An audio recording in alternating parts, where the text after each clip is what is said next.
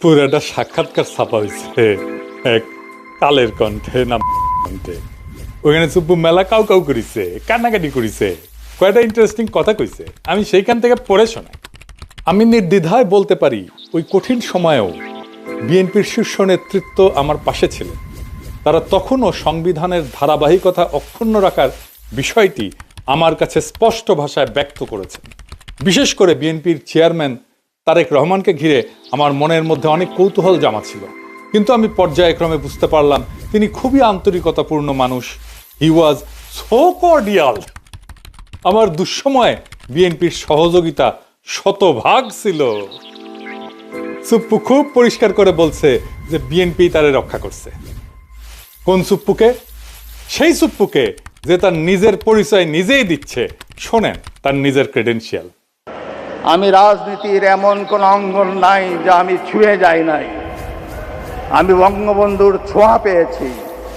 আমি আমার জীবদ্দশায় পরপর 6 বার বঙ্গবন্ধুর দেখা পেয়েছি। বঙ্গবন্ধু আমাকে নাম ধরে ডেকেছেন, এই চুপ্পু তুই এদিক আয়, এই চুপ্পু তুই মাঠে আয়। আমি বঙ্গবন্ধুর 6 দফার ভাষণ শুনেছি। আব্দুর রব বগা মিয়ার বাড়িতে আমি গিয়েছি, আমার প্রতিবেশী। ওখানে আমি দুপুরে ভাত খেয়েছি বঙ্গবন্ধুর সাথে।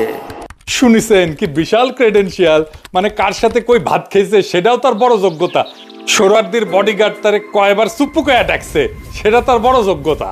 তো এইটি শেষ না, তারে কেন কাঁঠাল রানী পছন্দ করতো, কেন দয়া করতো, সেটা তার মুখ থেকে শুনেন। সে যে ছাত্রলীগ করতো সেটাও শুনেন।